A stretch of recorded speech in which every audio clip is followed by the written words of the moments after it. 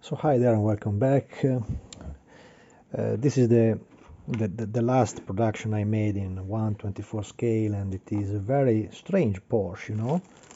It was the 911 RSR Longtail LH, named also R6 after some pictures, you know.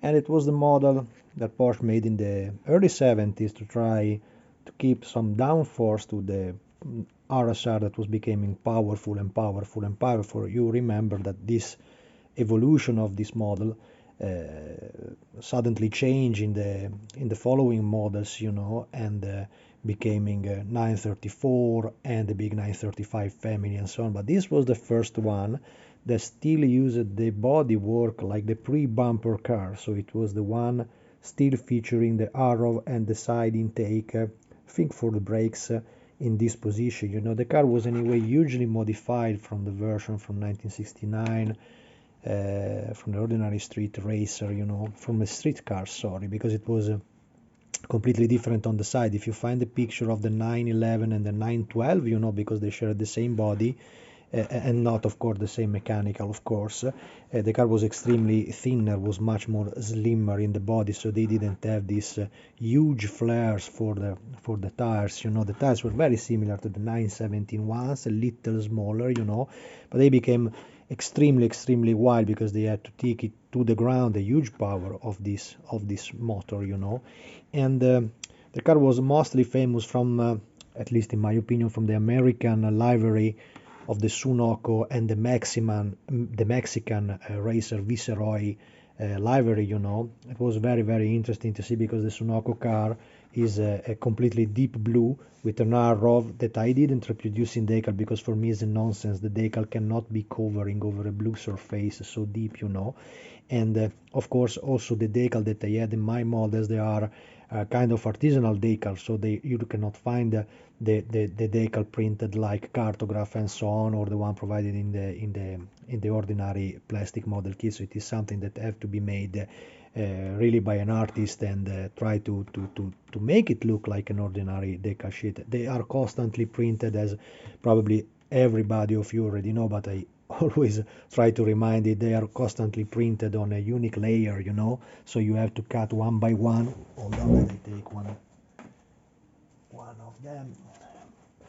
Here is decals, you know, they are printed over a single layer, so you have to cut one by one each decal and apply over the body. So for the Sunoco version, it was the American very famous Sunoco car, is I think also in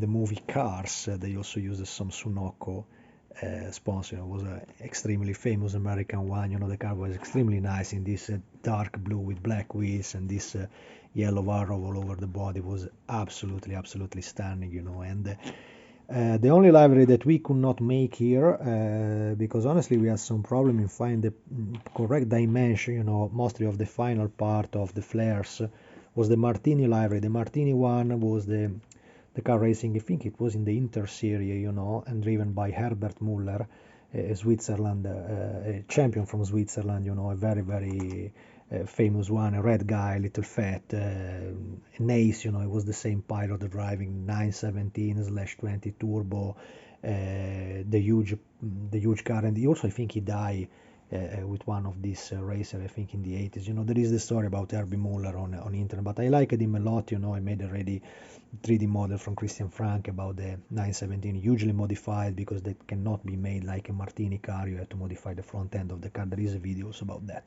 Search in my video collection. Anyway, this new model that I made, it's casted as usual in a, you know, when you buy my stuff, my rule is that the stuff have to be extremely light. I hate very heavy fat resin, you know. Sometimes you take some resin kits and they are bricks, you know, probably also for the casting purpose and so on. They are extremely hard to print, you know. Instead, my models, if you look at carefully, look, they are so light that they are transparent. The only thick part remains in the rear hatch. In the real car, all the back part of the car was made in fiberglass. They didn't add at the time carbon fiber and so on, so it was completely fiberglass. And Also, this model, depending from the variant, had a different mesh over the engine. I think it was the radiator for to cool it down, the flat 600, you know. And for this model, I had a little problem in communication with the guy making them, because he didn't understand that I was needing for a production. He was thinking that I was waiting it for one of my models. I committed to KMP guy that already many of you already know, a very, very skilled guy, Andrea. This mesh for the engine of the model that have to be placed in that position. It's a 3D mesh, as you can see is also holed. We had some problem because it was not so easy to keep it straight in this so small dimension, you know. It is a little extra that makes my model become a little more pricey than the ordinary price that I was thinking to have on this, but I think is a very, very nice plus for this part, and it was absolutely worth it, the waiting for Andrea. I also been to the German guys in the expo recently to find them and show up his production and so on. So he's very, very skilled guy, and the production that he do is absolutely great, you know. And I had the opportunity to use his mesh for this model. I really wanted to have it this way. I didn't want simply to make it quick, place the photo etched part, something like that, because I don't think first of all, I didn't add something in the proper dimension, so I had to or design a new mesh in photo etched, and it became even more pricey than this stuff. So I still thank you a lot, Andrea and KMP Production, for this nice little extra in my model. I wanted also to have his little business card to add inside my box, but he forgot to place inside my envelope, and I waited too much, so I really wanted to go further with the production and the construction of my model, you know. So together with the single body part that, as I said, is constantly extremely thin, it may happen that sometimes the A pillar and the C pillar may be bended, you know, because the resin is so thin and delicate that is extremely sensitive to external temperature. But even if you find the body little wrinkled in this part, I should make a video to show you how I do it. It's a procedure that takes 2 minutes, you know. Even if when the bending looks like a little worry, like for example many on the NSX that I sold in the time back in time had the A pillar that was nearly bending, you know, because it was a huge resin part on the top and another part on the lower part of the windshield frame, and so it used to be bended. Also in the real car is bended, but it's extremely easy to take it straight and to keep the proper shape simply using a hair dryer from a little far away. You see that at once as you make this process the car start to become softer at once, and it's incredible because this is absolutely steady resin when it is cold and completely catalyzed, you know, but when it is so thin it's also extremely easy to keep it straight if you have some problem with the part, you know. This model usually before I sell the parts I used to give a little overall cleaning, you know, like for example this shape of the molding is very easy to send away, and any modeler can do it without any problem, you know, but I just take away the biggest part because when the models arrives to me they are of course not looking like this.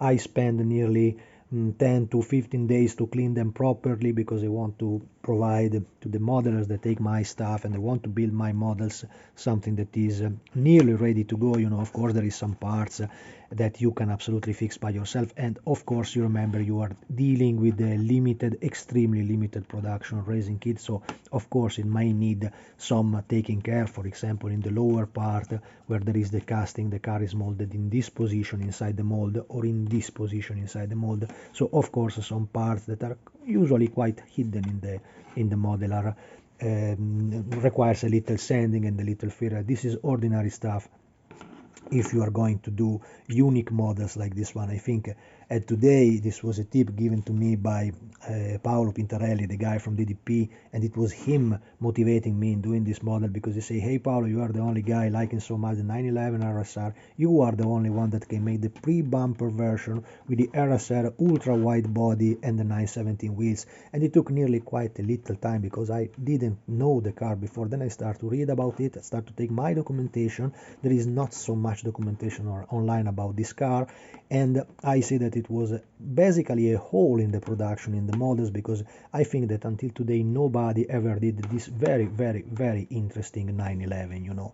And that's it. This is my effort, you know, to make a conversion kit about that, and I think it's absolutely easy for everybody to finish the model. You know, I provide in my kit, as I said, the basic model plus the wing that was used for the Sunoco and the Viceroy version. If you plan to design your own Martini livery, as I said, we didn't have the time and the possibility to complete a Martini livery. If somebody make it, I will be the first one in buying that in a quality, in a decent quality printing, you know. But I think that the Martini car didn't have the real spoiler, so this was a kind of experimentations that they were made early in the 70s to try to take more downforce to the front end of the car, you know, trying to avoid that the 911, in many pictures when you see the 911 racing, she was nearly taking off, you know, because the power of the engine was absolutely huge compared to the rest of the car. The 911 was something that was racing around 700 kilos, something like that, 700 kilos, probably 300 to 400 horsepower. So, you know, it was absolutely a beast to drive. That's why many pilots did it, use that, you know. Read the names here. We use it in the Viceroy, Rebach, Hector Rebach, you know, Van Bernen. They are quite skilled guys, you know. So it was, and in the Martini livery, as I say, Herbie Muller. So it was people with iron balls driving these models, you know. And together with the body in resin, you will find inside my kit also the tires. The tires are printed in this particular way because I wanted to keep, you know, always to try to keep the cost of this production. They are quite pricey model every time that you go to produce them and to buy them, of course, because I am the first one in buying resin kits, so I know how it works, the game, you know. But in this specific case about the wheels, I didn't have the possibility to make it even more cheaper than what I did, so we had to be forced to take away the inner rim of the rear wheels, you know. It's something that you have to place it inside there. It fits quite decently now. I still didn't clean the part, but it's something absolutely easy to do, and it's enough that you use a little Dremel with that soft head to keep it in shape, and at least you have a rubber, a solid resin tire. You know, this is not rubber, this is a master that I made. I think it's I don't remember from which kit I found it, but I prefer to add this in my model because I suspect that it can be a little bit tricky to find the part by your own. Everything is possible. There is out there, nearly all the modelers that are buying these models is people that is much more skilled than me, so of course they can do much better stuff around that. But I wanted to sell a complete conversion about this model. So this is the part that you will find in the kit. And as well as some guys wanted to just have the model to make their own livery and so on. The only liveries that I found around, as I said, were just the Sunoco, Viceroy and the Martini livery. So some of them didn't want to have the decal sheet that I sell apart. This is printed by a third part, and the quality is absolutely good. Also here, just remember that the decals are printed on a unique layer, so you have to cut it away. And it's just a little tricky to have them because they are printed in another country, and when I order this decal, it usually takes 15 to 20 days before I receive the goods and I prepare the parts. So it may happen right now in this moment when I'm making the video, there is still many decals available, so the production is about some cars, so you will find them now. But it can be that I answer you in the email telling just that the model have to be from the order, have to be taken a little more by my side and wait for the arrival of the decal. I usually take a scheduled time about 15 to 20 days, you know. Something, just one time the guy posting the stuff instead of sending me the goods to Italy, he posted all the stuff to my Iceland in Sweden. So my wife has seen these huge boxes of decals arriving in Sao Paulo. You are there for now and the decals are here for now. How does it work? And so I had an issue with them back in time. So that's why every time in my emails I constantly remember them. Hey, I am here 3 times writing the address. You also get angry for that. They say, don't write me every time where you are located. It happened just one time that we had the issue. So, and that's it, guys. So very soon, I think during the springtime, I will start my own model. I still didn't decide for which version or for which livery I will go on. I think that for the beginning I will start to make the Café Mexicano version. I like it so much. This white car with that red stripes all over the body is a very convincing decal artwork that I really want to test over my model. So that will be probably the first version that I'm going to build up. And that's it. I'm constantly now preparing the bodies, cleaning up a little them all, and sending them abroad. And if you have any question about these models, remember that they are constantly limited production model kits, so for now they are available.